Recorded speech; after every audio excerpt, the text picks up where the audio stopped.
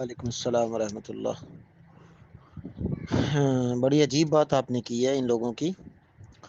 یہ ویسے تو ہمارے بڑے سکھاتے ہیں رائے گنج میں تبلیغ والے بڑے حضرات کہ علماء سے پوچھ کر چلیں اور مسئلہ پوچھ کر پھر فیصلہ کریں۔ تو یہ تعلیم جو کروائی جاتی ہے یہ تو فضائل کے لیے ہوتی ہے، مسائل کے لیے تھوڑی ہوتی ہے۔ تو اگر کوئی فضیلت بیان ہو رہی ہے اس کو سمجھیں، اس پہ عمل کریں۔ اگر کوئی مسائل ہیں تو مسائل جو سمجھ میں نہیں آ رہے تو وہ علماء اور مفتیان کرام سے پوچھ لینے چاہیے۔ اب یہ بات جی تعلیم ہوئی، تعلیم میں آپ نے حدیث پڑھی سنی تو آپ نے وہیں پر سب نے فیصلہ کر لیا جی اس کو بند کرنا چاہیے یا امام کو نہیں دینا چاہیے۔ آپ نے کیسے اس بات کو سمجھ لیا اس سے کہ اس حدیث کا مطلب یہ ہے کہ جی امام کو عیدی نہیں دینی یا امام کو ہدیہ نہیں دینا؟ یہ کیسے سمجھ لیا آپ نے؟ ایک حدیث کو دیکھا اور باقی حدیثوں کو چھوڑ دیا، ان کو سمجھے کوئی نہیں۔ اس لیے کہتے ہیں کہ جماعت والے صحیح ہے بیان کرتے ہیں رائے گنج والے کہ علماء سے پوچھ کر مسائل پر عمل کریں۔ تو یہاں تو آپ لوگوں نے پوچھا بھی نہیں کسی سے، یعنی آپ کی جو انتظامیہ مسجد کی جنہوں نے یہ تعلیم کی ہے یا سنی، جنہوں نے فیصلہ کیا ہے، جنہوں نے کہا کہ بند کر دینا چاہیے، تو کیا یہاں پر کوئی مجرا ہو رہا ہے؟ کیا یہاں پر کوئی بدکاری ہو رہی ہے کہ اس کو بند کر دینا چاہیے؟ بڑا عجیب لوگوں کا ذہن ہے آج کل، دین کو اپنی مرضی سے سمجھتے ہیں اور مرضی سے عمل کرتے ہیں۔ وہی بات یہ ہے کہ جو امام صاحب کو ہدیہ عیدی وغیرہ دی جاتی ہے وہ آپ لوگ دیتے ہیں، امام مانگتا تھوڑی ہے۔ مسجد میں جب عید ہوتی ہے کیا امام اعلان کرتا ہے جی میں نے آپ کو نماز پڑھائی ہے مجھے عیدی دو یا مجھے آپ پیسے دیں، میں اس کے بغیر نماز نہیں پڑھاؤں گا، اس کے بغیر میں تراویح نہیں پڑھاؤں گا؟ کیا کبھی کسی امام نے کہا، کسی عالم نے کہا؟ یہاں پر جو آپ نے بیان کیا وہ یہ ہے کہ امام یعنی پڑھانے والا لے، مانگے، طلب کرے۔ تو مطلب یہ ہے کہ جو اس قرآن کو دنیا کا ذریعہ بنائے اور لالچ کرے اور اس مال اور پیسے کے بغیر قرآن کی تعلیم نہ دے تو اس کے لیے یہ مسائل ہیں اور یہ وعید ہے۔ لیکن اگر امام اپنا وقت دے رہا ہے اور جو اس سے معاملہ طے ہوئے وہ سارے کر رہا ہے اور وہ اللہ کے دین کی خدمت کے جذبے سے لگا ہوا ہے، اور اگر امام چاہتا یا کوئی بڑے عالم یا مفتی اگر چاہتے تو کیا وہ کاروبار نہیں کر سکتے تھے؟ کیا وہ کہیں سرکاری ملازمت نہیں کر سکتے تھے؟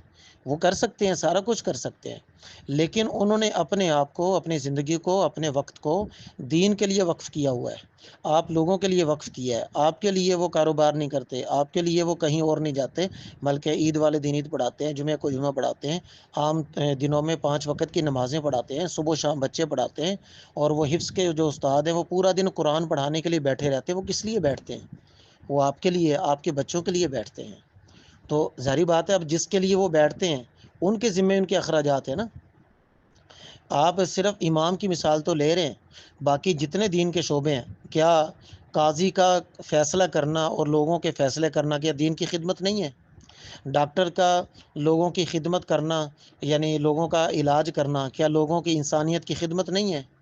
اسی طرح جو لوگ سرکاری محکموں میں بیٹھ کے لوگوں کے کام کر رہے ہیں تو کیا وہ لوگوں کی خدمت نہیں کر رہے؟ اور خدمت انسانیت کا عبادت نہیں ہے؟ تو اگر آپ یہ کہیں گے کہ یہ دین کا کام ہے یا قرآن کی تعلیم دے رہے ہیں یا امامت کر رہے ہیں تو اس پہ اجرت لے رہے ہیں اور دنیا کما رہے ہیں، تو کیا وہ دوسرے لوگ انسانیت کی خدمت جو کہ عبادت ہے، عبادت کر کے وہ پیسہ نہیں کما رہے؟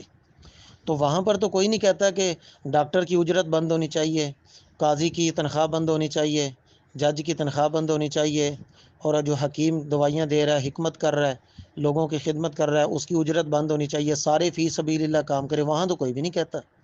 تو لہٰذا بات کو سمجھنا چاہیے، امام عید والے دن مانگتا نہیں ہے، نہ جمعے والے دن مانگتا ہے، بلکہ لوگ اپنی خوشی سے اس کی خدمت کرتے ہیں، خوشی سے ہدیہ دیتے ہیں۔ آپ اگر خوشی سے کسی کو، اپنے استاد کو، اپنے امام کو یا اپنے والدین کو کوئی ہدیہ دیں، کوئی پیسے دیں، کوئی ایسی چیز دیں تو کیا وہ حرام ہو گیا؟ جو آپ اپنی خوشی سے دیں گے وہ تو ہدیہ ہے۔ تو کہیں پر بھی ایسا نہیں ہوتا کہ عالم دین ہو اور مفتی ہو یا کوئی دین کا کام کرنے والا دیندار ہو، امام مسجد ہو، اور وہ اس لالچ میں عید پڑھائے کہ جی مجھے پیسے ملیں گے۔ ایسا تو نہیں ہوتا، الحمدللہ ہمارے یہاں بھی ایسا نہیں ہوتا، اور ہم نے نہیں ایسا دیکھا کہیں پر کہ جہاں پر امام اس لالچ کی وجہ سے عید پڑھاتا ہو۔ تو اگر کسی نے دینا ہے اپنے دل کی خوشی سے دے اور ہدیہ دے، اور ہدیے کی حدیث بھی ہے، آپ نے یہ حدیث تو پڑھ لی لیکن وہ حدیث نہیں پڑھی جس میں آپ علیہ السلام نے فرمایا تہادو تحابو، کہ ایک دوسرے کو ہدیہ دیا کرو، اس سے محبتیں بڑھتی ہیں۔ تو کیا آپ نہیں چاہتے کہ آپ کی محبت امام سے ہو اور امام کے دل میں آپ کی محبت ہو؟ کیا نہیں چاہتے؟ اگر چاہتے ہیں تو ہدیہ دینا پڑے گا، امام کی خدمت کرنی پڑے گی۔ اور کیا آپ نہیں چاہتے کہ آپ کا امام خوشحال ہو؟ کیا آپ نہیں چاہتے کہ امام کو پیسوں سے اور پیسے کمانے سے بے فکری ہو جائے اور وہ صرف دین کا کام کرے؟ اگر یہ چاہتے ہیں تو ہدیہ دینا پڑے گا، عید کو بھی دیں، جمعے کو بھی دیں، آتے جاتے ویسے بھی دیتے رہیں۔ اور ویسے میں نے دیکھا ہے، میرا جو مشاہدہ ہے کہ جنہوں نے ہدیہ دینا ہوتا ہے نا، وہ پوچھتے نہیں ہیں کہ دینا جائز ہے کہ نہیں، اور جنہوں نے نہیں دینا ہوتا نا، وہ پوچھتے ہیں۔ اس طرح کے فیصلے وہ کرتے ہیں کہ جو نہیں دیتے، اور جو دیتے ہیں وہ پتہ بھی نہیں چلنے دیتے، وہ خفیہ طور پہ امام صاحب کو دے دیتے ہیں، اور ان سے امام صاحب کے گھر وہ راشن بھی بھیج دیتے ہیں، امام صاحب کو وہ بچوں کو عیدی بھی بھیجتے ہیں، کپڑے بھی بھیجتے ہیں، لیکن وہ دکھلاوا نہیں کرتے۔ ایسا سوال وہی بندہ کر سکتا ہے کہ جو دیتا نہیں ہے، اور جو دیتے ہیں مجھے امید ہے کہ وہ کبھی ایسا سوال نہیں کریں گے، کیونکہ ان کو پتہ ہے کہ ہدیہ دینا یہ عبادت ہے، آپ علیہ السلام کی سنت ہے اور حدیث میں حکم ہے، اور امام کو جو ہدیہ دیا جائے گا وہ سب سے بہتر ہے۔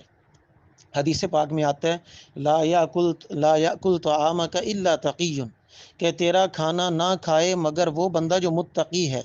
تو بتلائیے، امام سے بڑھ کے اور عالم سے بڑھ کے کوئی متقی ہو سکتا ہے جس کے پیچھے آپ نمازیں پڑھتے ہیں؟ تو آپ جب اس کو ہدیہ دیں گے، امام کو پیسے دیں گے عیدی، تو وہ اس کو خرچ کرے گا اپنے پر، اپنے بچوں پر، اپنے گھر والوں پہ، تو آپ کے پیسوں سے ایک متقی آدمی کھائے گا اور متقی آدمی کے بچے کھائیں گے۔ تو یہ آپ اس حدیث پہ عمل کریں گے، لہٰذا بلا جھجک دیں، بلکہ اگر پہلے آپ 1000 دیتے تھے اب 2000 دیں، زیادہ سے زیادہ دیں، تاکہ امام کو خوشحالی حاصل ہو، امام بے فکر ہو اور اچھے طریقے سے آپ کو نمازیں پڑھائے، آپ کے لیے دین کی خدمت کرے۔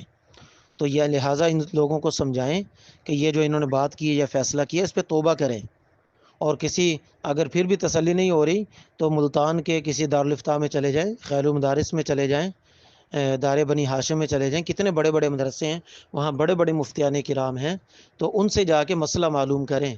اور اگر پھر بھی تسلی نہ ہو تو رائیونڈ چلے جائیں، پھر بھی تسلی نہ ہو تو مولانا طارق جمیل صاحب کے مدرسے میں جامعۃ الحسنین میں چلے جائیں، بڑے بڑے مدارس ہیں، جہاں آپ کو اطمینان ہو وہاں پہ چلے جائیں، مسئلہ معلوم کریں اور غلط فہمی پیدا نہ کریں اور اپنی آخرت کو خراب نہ کریں۔ السلام علیکم۔